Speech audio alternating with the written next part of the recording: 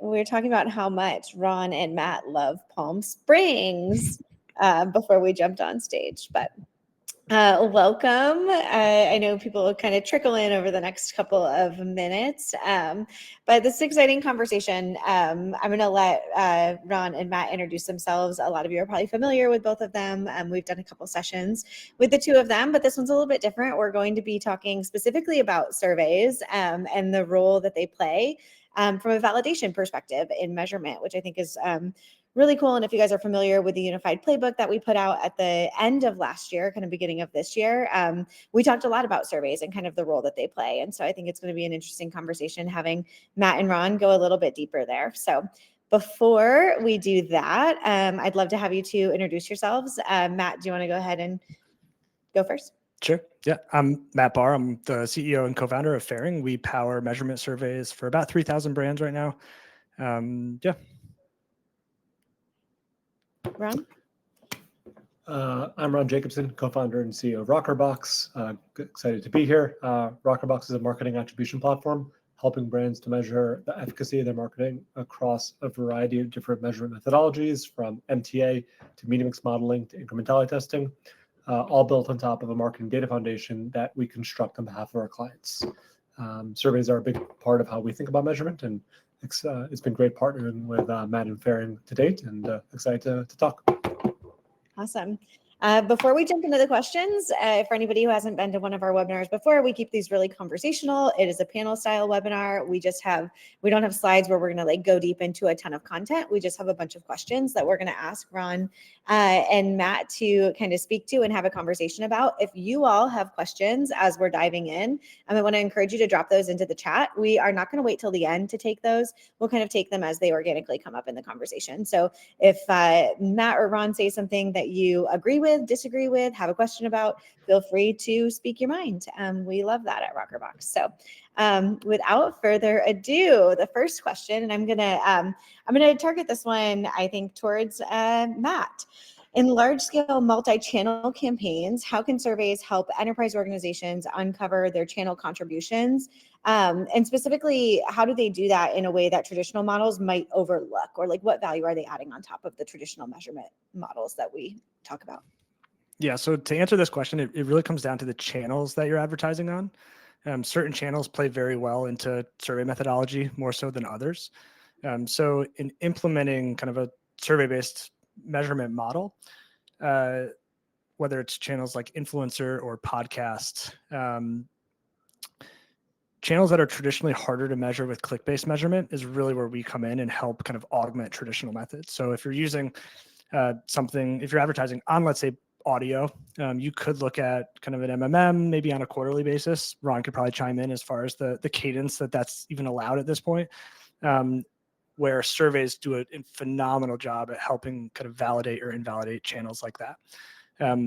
We often see marketers who are relying on discount codes or landing pages for measurement for some of these, and that's just another highly overlooked. I'd say discount codes are not as worse as, let's say, a last click model, but definitely not great.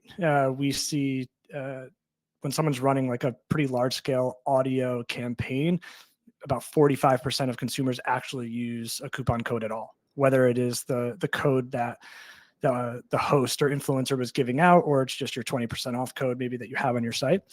There's a huge drop off in measurement. So in how you can use surveys, that's typically the entry path that we see when talking to new clients is hey, they are diversifying onto a new channel. They're not super confident with maybe click-based or other methodologies. And they're like, hey, let's start looping in kind of this direct from consumer data to help us kind of round out our measurement model. Yeah, it makes sense. Not to mention everything that's been in the news with Honey and all of these other companies, right? I think that adds a whole nother layer. But Ron, what are your thoughts? I think I'll take a little bit of a different approach. And I think where surveys are helpful is in the speed at which they're available, in the sense of the second you're live with a campaign and you see conversions happening, you're getting survey data right away. And that's something I think is super valuable and under thought of a lot, is that you need certain data coming at you to make decisions on a hourly, daily perspective, so you can optimize your media. And that's very different than some other methodologies that either take more time or more historical in nature.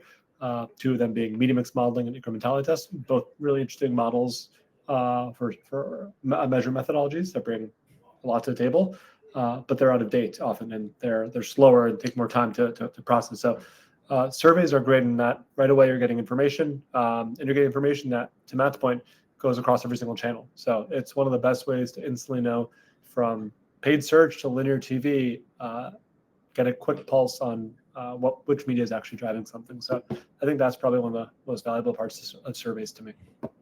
Yeah, it's just to go back on that too, it's a bottoms up approach that's more analogous to like MTA, if we were to say it, but a little bit more resilient to multi-device paths and all the things that kind of people don't like about MTA. So yeah, agree completely.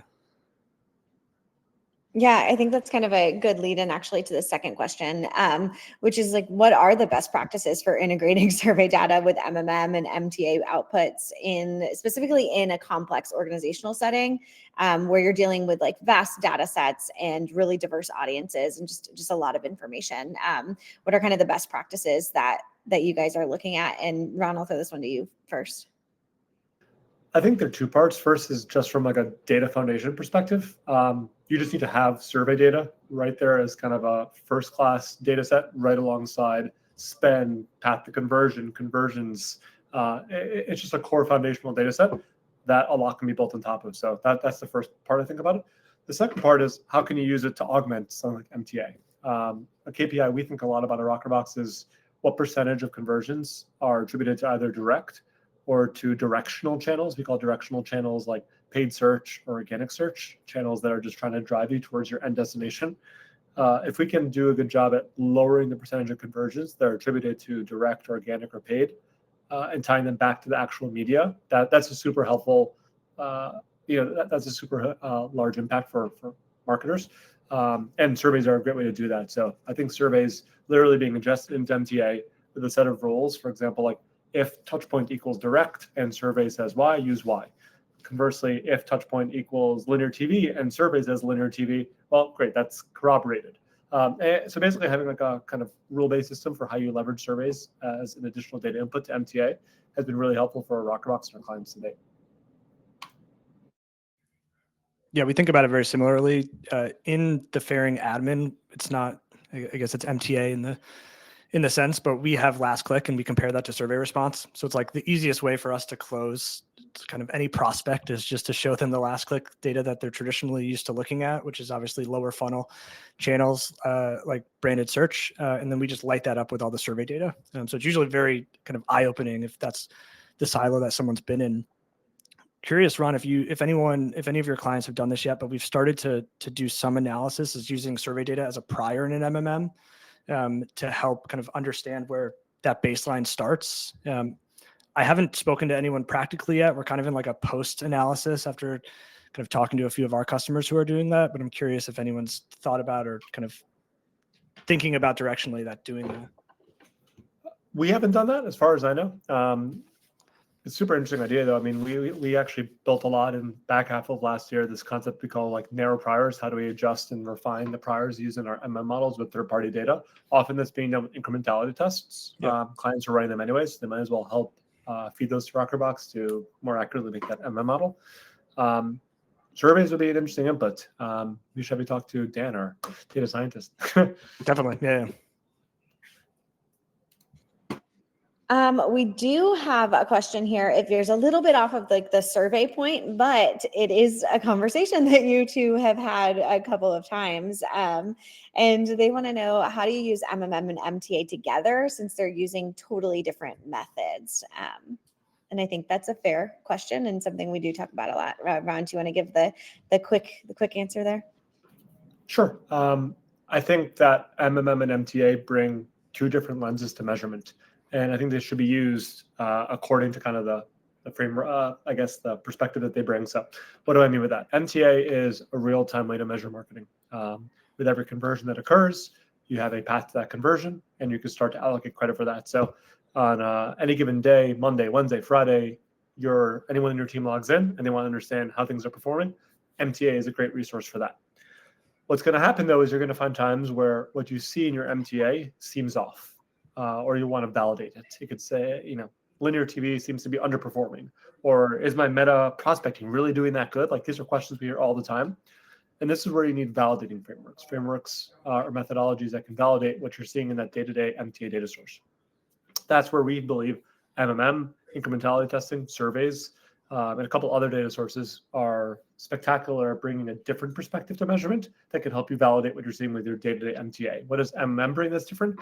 It brings the past 2 years of your marketing data. It brings competitors. It brings exogenous factors like interest rates and unemployment rates. So we can talk about those, but it brings a whole host of different ways of measuring your marketing that you're not going to get from any other methodology. So the way we think MMM is useful is as that sort of validation framework. And then based off the results, you can go and try to calibrate your day-to-day MTA. For example, if MMM comes back and proves that linear TV is actually performing better than MTA, great. Let's upweight linear TV and MTA perspective. Now, I think there are other ways beyond just MMM that you can use to validate that. You can also corroborate that with surveys or incrementality testing, and we have a whole thesis on that. But generally, that's how we approach it. What are you using on a day-to-day basis? And then what are you using to validate and then calibrate that day-to-day data? Awesome. Thank you. I think the only thing I would add to that too is just like the day-to-day aspect of creative testing. Like in platform, you're going to get really good metrics, but you're not going to be able to do that with an MMM. So that's where I've heard the Rockerbox customers who are just like, this is like the core thing where we still love MTA is that creative testing because we're not getting it via any other methodology. So I think we spoke about this last time, Ron, but I'm still quasi obsessed with the concept of a bounce rate on a site, which is like in the MTA flair. It's not kind of MTA from a measurement perspective, but those two to me go together as like what is happening when people get to my site from what channels, where MTA is also very helpful. Because I've seen analytics where bounce rates are like 80, 85, 75, let's call it 75%. And I'm just like talking to the marketer. It's like like the odds of you converting that profitably are so insanely low. That's where you should be focusing, like actually down into kind of the bits and atoms here with all this traffic. It's a really good point, Matt. I think that at times we, and you're actually doing a good job continually of kind of going back to that thread. Like I probably think a bit too little at times around like the creative, what happens once you arrive on the site, the on-site flow, conversion rates, which are hugely important, right? If you're paying all this money to get people to your website and they're not converting, what the hell's the point? We did launch a data set called Clickstream Dataset, which actually helps to analyze some of that. So I'll plug Rockerbox for a second here, but I'd also be curious if you could tie that all the way down to the survey and start to see from a survey perspective, based off what channels people are saying are driving them, what the bounce rates are. But I guess probably it doesn't make sense because it's bottom funnel. So by definition, they've already converted. Yeah. Interesting nonetheless. Oh, that is interesting. Okay, so moving to the next question, and thank you for that question. And feel free to drop additional questions in there too. We like taking little paths off to the side. But moving back to this one, how should enterprise brands approach survey design to account for the complexity of customer journeys across global markets and multiple touch points? And Matt, I'm going to toss this one to you. Yeah, we think about brands in two different categories. You kind of have legacy brand versus kind of new brand. The core questions of like, how did you hear about a brand that we're powering 20 million of those a month at this point is not going to work for like Home Depot, for example, or Coca-Cola is always the example I give. So the design of that question is very important, kind of given the legacy nature of the brand and the channels that you're advertising on, and if the consumer might be exposed to those. So there's other questions that you can use. Hey, as Ron kind of alluded to, it's like, hey, we're not getting strong signal with TV through these other methodologies. Hey, let's actually use our attribution survey to really hone in on TV and just ask customers if they saw our TV ad or not.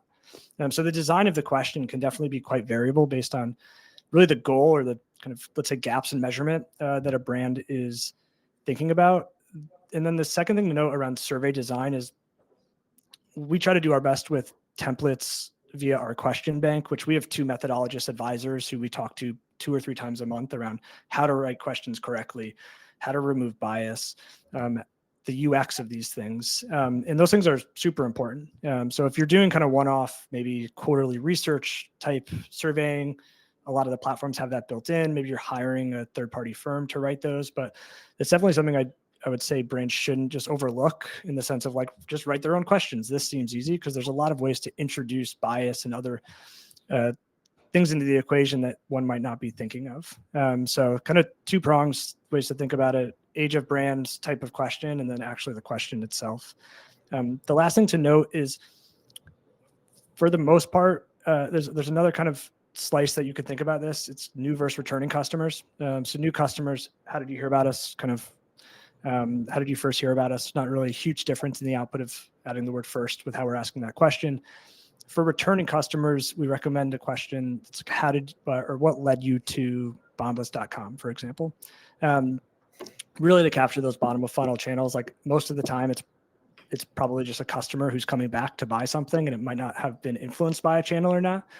So just adds a whole nother kind of level of complexity there. But as far as the touch point aspect, that's how we think about it. And we're not really trying to measure every single touch point with the survey. I think we get into kind of this Occam's razor issue when you're like, what channels did you see? And like the consumer selects like 9 out of 15. It's like, well, what is that actually helping me determine? So a lot of nuance to this one, kind of jumped around, but survey design is extremely important. Definitely recommend chatting with us or a methodologist if you're trying to add new questions that aren't kind of pre-written by an expert. And then just thinking about those different cohorts of customers and how you can ask them different questions.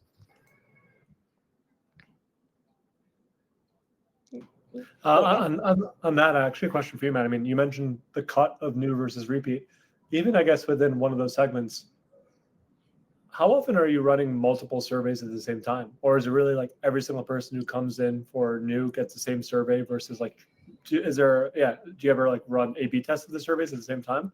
I'm just curious how that works. Yeah, we haven't yet. We're doing that. We're building that infrastructure right now with the goal of we're trying to understand survey accuracy as a core initiative here this quarter. Like how trustworthy is the data? And we're able to predict essentially what someone will say because we're sampling everyone, or we're asking everyone, and we actually have the total revenue number. We can compare it to the survey response data. So we actually have a really good model for doing that. So we're actually building infrastructure now for A/B testing, mainly for us. Eventually we'll launch it to our customers, but getting customers to opt in, where then we could ask different types of questions to understand where the variability is. But yeah, you're right on point with our roadmap to trying to solve that. Very cool. It is interesting. And I think especially like taking the kind of like I guess you call them legacy brands, or like these enterprise, like these much larger brands who are a little bit better known in market, where there are so many multiple, like there are a lot of touch points and they do have a lot of data. Do you find, I guess I'm interested, and Ron, I'm actually interested from your perspective, like what survey data do you think is most important for those types of brands? Because to your point, Matt, it really isn't necessarily like, how did you hear about us? Because like we all know what what Kleenex is, right? Like, and they struggle with something else. Like you call a Kleenex every type of tissue, right? So there's like a whole different set of problems. So Ron, like how do you see the role of surveys, especially as you continue to go up market, as like a piece of this ultimate measurement funnel? Well, that's actually kind of what led me to the question to Matt, because I could see a brand like Kleenex has many things they want to understand. They probably do still want to know, like, how did you hear about us? But it's probably not important for that to be asked to 100% of their audience. And that's also where I start to think about like what percentage of the audience they really have to ask the question to make it statistically significant. So imagine it's only 25%, and Matt can say I'm right or wrong on that. But if it is only 25%, that's like 75% of your audience left to ask other questions about. How many times a month do you buy Kleenex? Like, do you buy us because we're cheap, high quality, known? Like I could just see there being lots of information that a brand wants to know, or rather wants to learn. How you prioritize that is a great question. I don't have an answer to. I bet you it varies on a brand by brand basis. But yeah, I think it really just depends on the brand and what they're trying to learn from their customers. Yeah, go ahead. Yeah, I was going to say Kleenex, like given there's not a ton of direct to consumer kind of moments to ask questions, at least not an area we're focused on. For like the large big box, it really comes down to their existing measurement stack, which probably is more of like a top-down MMM. And it's like, can we give them short-term signal, to Ron's point, where surveys, if something is working or something isn't. so that they don't have to wait whatever that period in which they're running those models. So on the second point, we're definitely thinking of the same thing here, Ron, but on the completion rate, you do not have to ask everyone. So that's what we're trying to, at a certain point, there's diminishing returns with the margin of error when you extrapolate to the whole, essentially. That number right now averages around 35% with our customers. So we're trying to figure out ways to get that down, where it's like, how can we actually ask a sample of maybe 10% of the whole customer base and get highly accurate extrapolated results? And then for those other 90%, we can maybe ask a different question that's more valuable and still get more data. So that's kind of how we're thinking about solving that. There's a lot of variability in that, kind of what that curve looks like. If a brand has like a ton of options in their survey, it's actually a little bit harder to predict. So they want a higher completion rate. If there's less options, it's more. But yeah, great point to that. Super interesting. Okay, moving on to the next question. Can you share an example of how survey insights have been scaled to inform not only marketing strategies, but also other functions like product level or innovation? Yeah, the one I would add here from the e-commerce perspective is conversion rate optimization is usually like the lowest hanging fruit. If you have a survey implemented, asking questions like, how was your shopping experience? And then kind of just binary yes, no, or if they say good or bad, if they say bad, just ask why. If you're doing volume, you obviously can get like this beautiful list of essentially a to-do list for your digital product team to go figure out and kind of clean up that front end. So that's probably the lowest hanging fruit for high converting e-commerce experiences is some version of a CRO question. And then other than that, kind of, we don't get too much transparently into like the product development kind of side of the world. I'd say that's more in the sense of if you wanted to run, let's say, a quarterly survey, you could do so via that way. You could ask it post-purchase, but there's some sampling and bias going into there too. That's going to be everywhere. So it really depends on what your priorities are and kind of the complexity of the questions you're asking. And do you want a customer to kind of really think about certain products and how you're asking that? So it really depends, but CRO is probably the lowest hanging fruit one. And then the second one is just general segmentation and personalization. So think about asking a question like, how would you classify yourself? If you can kind of match your marketing personas to a consumer facing question, way better. I know that's quite difficult for certain brands. And then you just pipe that to your ESP or your data warehouse, and you have this beautiful thing to slice and dice data that you never had before with a really high opt-in rate. So instead of like running a survey and like, this is the sample of the survey, we sent it to 50,000 people and 1,500 people responded. You have this like ongoing stream of segmentation and personalization data that you could then slice and dice or even kind of push to the consumer upstream in a more personalized manner. Yeah, that makes sense. Ron, anything else to add there? No, I mean, this is Matt's area. I'll say, like, on an internal to Rockerbox perspective, like, we use surveys a lot in terms of surveying our customers. So this is a very different perspective on it, but, surveying our customers, NPS surveys, getting feedback from them. So it's instrumental in how we think about running our business and developing a product roadmap and trying to iterate on our CS function. So, from an internal perspective, I can validate it's hugely important in terms of, and valuable in terms of being able to like make really strong business decisions. So yeah, that's the only perspective I would bring. Yeah. We have a question from Veronica. She said, one of the issues we're having is actually understanding what is true, quote unquote, organic, particularly when linear TV is live. What do you think is the best way or method to measure organic traffic? And Ron, I'm going to toss that one to you.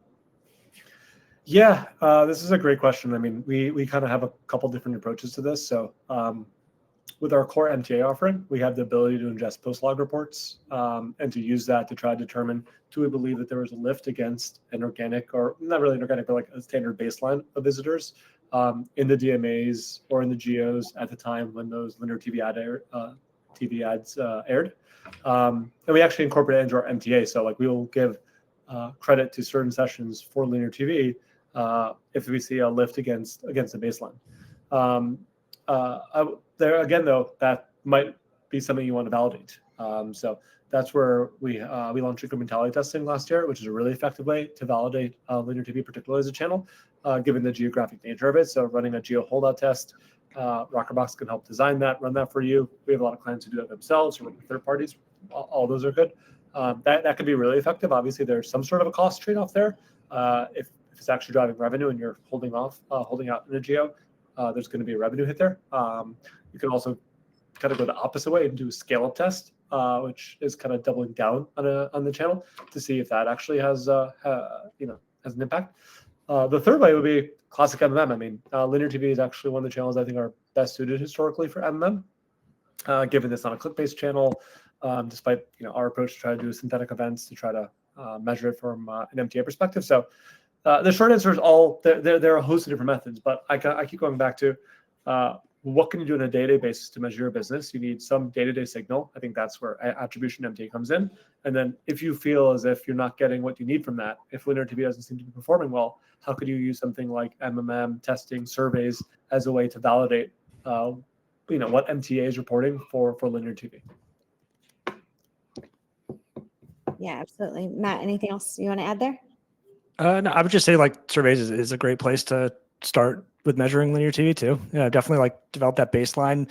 Most baselines, I'd say 99% of the time when you're thinking about the distribution of your channel data, it's always 1 sub%. But definitely get that for your brand in case there's any, I don't know how big this brand is, but different kind of remnant, whether it's ads from a different campaign still live. But yeah, you could integrate kind of what led you or how did you hear type question, or even just asking the question, did you see our TV ad, and understanding that sample.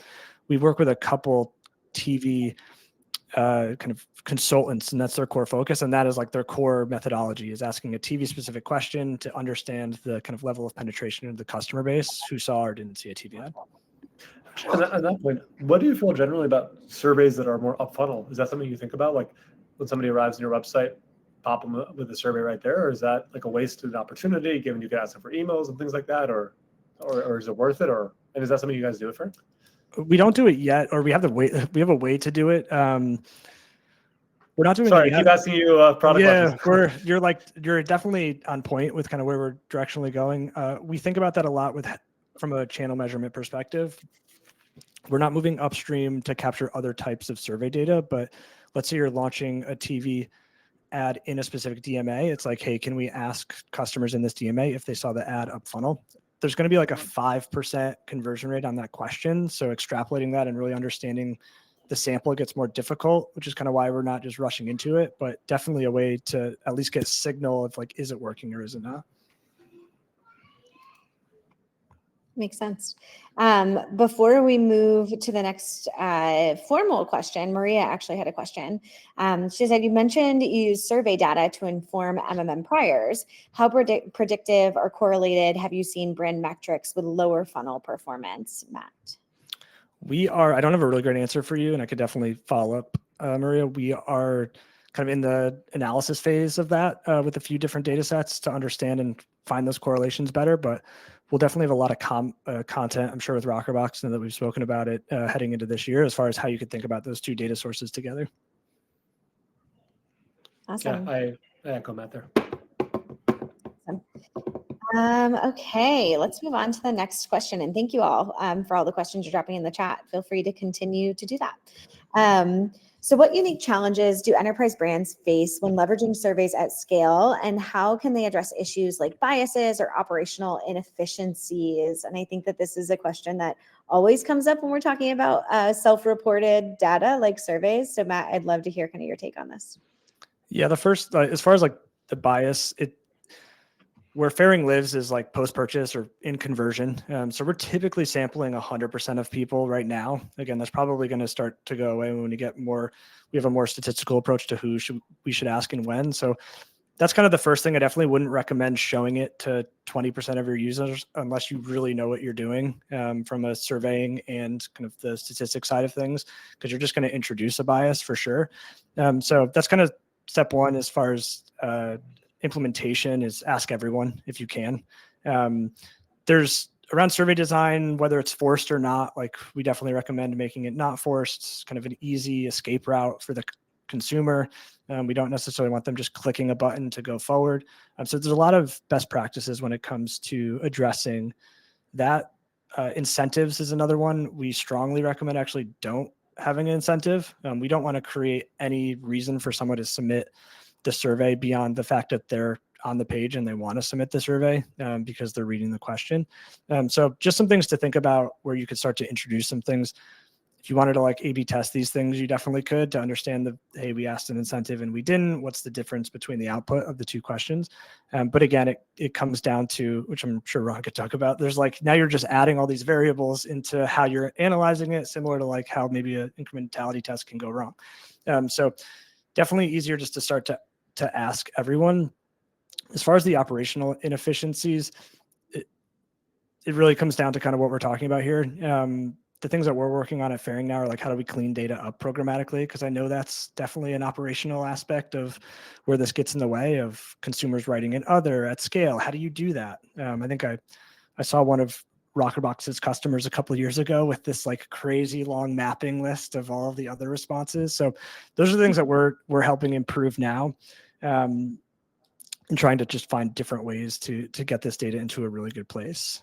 So that's kind of where it is. The other thing is around validating accuracy. That one comes up a lot. What we're doing now is like taking other methodologies to understand where they fit and where they match. So essentially with like MTA and all these other things, it's like, you don't necessarily want to trust this. You want to use multiple forms to kind of triangulate and get your kind of best fit line across multiple different ways. And that's how we're thinking about solving the accuracy aspect of it. But directionally, we've done some tests on Meta where we're always like sub 7% off of what other platforms say, like in platform measurement and things. So more to come on accuracy in Reliance, like a big focus for us right now, but that's at least how I think about answering this question. It's interesting. And Rod, I'd be interested to hear your opinion too, especially when you think about like leveraging surveys as a validation methodology and you think about like self-reported methods and like bias that exists within that. And like whether consumers think about their last interaction or their first interaction or their loudest interaction, like which interaction are they thinking about when they answer some of these questions? How do you just kind of like conceptually, right? Like how are you thinking about that whole concept in terms of like leveraging survey data and like the accuracy of survey data as a validation methodology towards something like attribution? Like how do you, I don't expect you to have like a perfect answer here, but like, how are you thinking about it? I can have a or maybe you perfect have a perfect answer. I kind of set you up to fail there. No, Ron has a perfect answer. Sorry. perfect answer.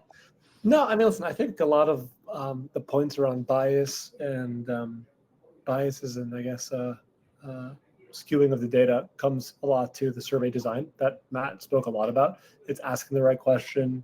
It's the classic things of, changing the order of responses, all those little things that have been done for years to try to, I think, make it so the data coming in is at least as accurate as possible.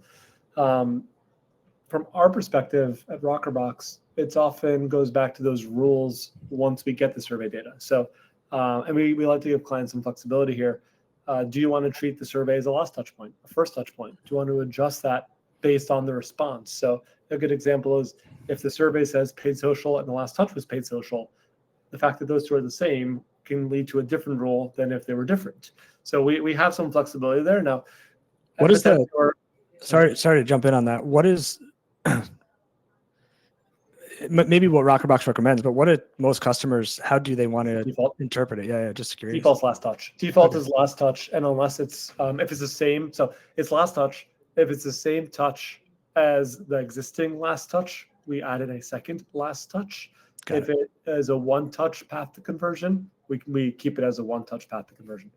So we're not like suddenly saying there are two touches that. I'm sorry. If it's a one-touch path to conversion and it's the same as that, we're keeping it the same. So like imagine it was just paid social search, Meta drove the conversion, and then the survey they say Meta. It's not going to be a two-touch path to conversion at that point. It's still just going to be Meta.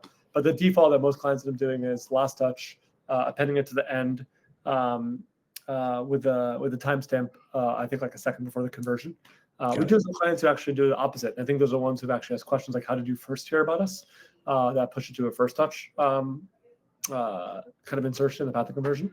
But that's like one of those operational issues that can come up. And we've seen some operational issues when a client changes their survey logic. So they go from like, how did you hear about us? How did you first hear about us? And then need to change the roles for there.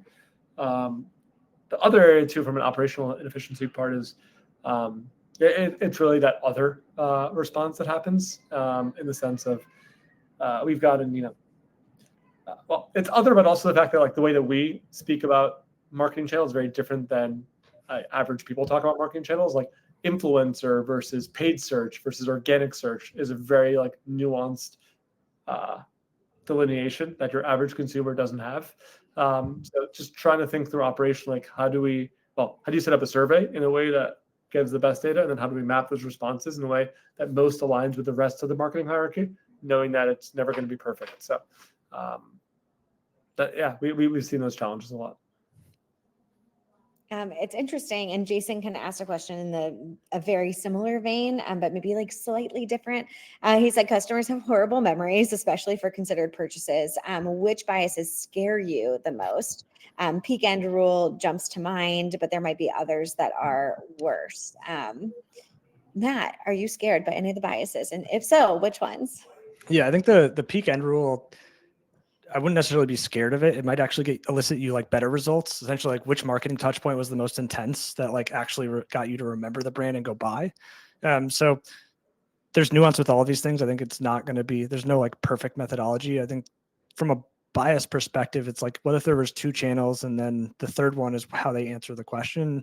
Our argument is like that third channel is probably the most important one. Like you probably have better luck investing in that more in that channel than the other ones, because that was the most memorable, that drove the conversion. So we don't see huge issues there. If you're advertising, like one of the problems we're trying to solve is like, let's say you're advertising on like 30 different channels and there might be a ton of touch points. And it's like, hey, we're starting to now get to a point where the customer doesn't know. How do you solve that? And what we're seeing is actually like winnowing down the responses and letting customers write in something into other is actually a really good way to do that. So there's definitely ways to remove the bias. The one that scares me the most is what I alluded to before, is like if you're asking a how did you hear about us question for a brand that's been around for like a decade plus, you're probably going to elicit a really low response rate because you're creating this like, you're making this customer think for probably a very long time if they're trying to give an honest answer. And those that answer, there's a recall problem. So definitely an issue there. But if we think about like platform reported metrics, if you're looking at like a 7-day click window, for example, like, and it takes 28 days for the customer to buy, it's kind of like the opposite. It's like the survey is probably going to be way more accurate than that click given the fact that it is a considered purchase. So it really depends on a lot of factors and how the questions are worded and how you want to interpret the data. There's not necessarily a one size fits all, just based on like AOV variability, considered purchase, and kind of the legacy nature of the brand. Yeah, makes sense. Awesome. Okay, so rounding it out, I think this is our last official question. So if you all have questions in the chat, drop them now, and we'll get to those after this one. But as businesses navigate increasingly fragmented channels and evolving privacy regulations, how can they use surveys to enhance and future-proof their measurement strategies? And I think this question came from, surveys. There have been a lot of conversations. I think, Matt, you've posted on LinkedIn a couple of times about like the role of surveys as we talk about cookie deprecation and like all of these other things. I'd be interested to kind of press into that and like what role do surveys play as we continue into this like security centric future? Yeah, I think the main focus here that we speak about is like surveys are just extremely resilient across all channels. So if one channel, let's say, has an issue with tracking, like let's say, I don't know, pixeling podcasts goes away for some reason, like you're not have to change your whole methodology because one channel kind of jumps in there. So it's a really resilient kind of foundational aspect to getting measurement. And it still is bottoms up, which is important from a kind of what we alluded to before, is kind of getting quick feedback, where like MTA, again, wherever privacy goes, like who knows if MTA is going to get stronger or weaker, arguably probably weaker, but maybe the other way now. So just very resilient to privacy changes kind of no matter what they do, because the customer is opting in and giving you that information. So that's how we think about that. I'm curious if Ron, like it's funny from a privacy perspective, there's definitely been it's less so in the zeitgeist, I feel like, over the last 6 to 12 months. And I don't know if that's kind of in my little circle or not, but it seemed like we were going to get like CCPA was coming everywhere, like GDPR was coming to America, to the US, and it does not seem like that's going to be the case. I mean, you are getting some states that are passing, like we are seeing a continual like trickle of states passing their own legislation, which is There's like 8, I think, right? Yeah. I forget the latest. I think New York is like on the verge of launching something as well. But I mean, I think the main question there is if we're going to have national legislation, which frankly I hope we do, it will just simplify everything from having to deal with 50 different states and 50 different regulations. I actually think you're right though, and I think it's probably a little bit further than the last 12, 24 months is I think when the whole privacy train as it relates to advertising has started to be a little bit less spoken about. I think that correlates pretty well with this emergence of this new technology in the past couple of years. I forget what it's called, the AI, which seems to be getting a lot of attention these days and the privacy implications of that. So in a weird way, I think AI has kind of removed some of the wind behind the privacy sales of the advertising space. All that being said, I think you always want to hedge as much as you possibly can. I think all methodologies have their pros and cons, but at the end of the day, asking your customers for information is a no-brainer. Getting information directly from your customers, their emails, their phone numbers, is a no-brainer. And I think both of those give you a lot of leverage long-term on asking them directly for answers. Obviously, you're just hearing directly from your customers and then getting their data, which I think is zero-party data. I forget exactly zero versus first these days.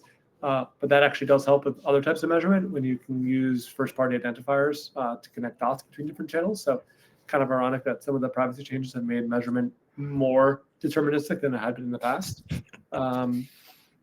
But I think there's going to be a range of different types of measurement that companies leverage that have different privacy, granularity, time-based constraints on all of them. And finding a system that works across all those pros and cons and gaps and limitations is really important. Yeah, absolutely. I think it also kind of speaks back to like this concept of unified measurement, right? And like, why are we using something like surveys to validate something like multi-touch attribution? I think all of these pieces kind of play together. And the reason that we feel so strongly that brands should be looking at multiple methodologies and leveraging them to really make sure that the information that they're acting on is as accurate as possible. So I think it's all a piece of the puzzle, right? Awesome. Well, that is our last official question. If anyone in the chat has anything left to ask, please speak now. I'm sure both Matt and Ron would be happy to answer any additional questions. We will also be sending a recording of this directly after the call, so that you have that to reference if you want to go back to any of the things that we talked about today. If not, any last words to leave with the audience, Ron or Matt? The last thing I'll say is, like, we kind of alluded to some of this. I think Maria and Jason had good questions. If anyone's interested in kind of going deep into the kind of data science-y aspect of surveys, definitely reach out. It's like we've started building up our data science team about a year ago, and that's like our core focus this year. So excited to chat with anyone who's interested in using survey data in an MMM, trying to understand how to extrapolate more accuracy. These are all things that we're focused on. I'll echo the same. If what Fairing is doing is really interesting here, and I think they're pretty innovative in the survey market in terms of like putting so much of an emphasis on the data science side of things. So I'm excited to see what you guys come out with this year. Cool. Well, thanks. Awesome. Well, thank you both for joining us today, and thanks everybody. We'll see you at the next one. Thanks everyone. Everybody. Bye.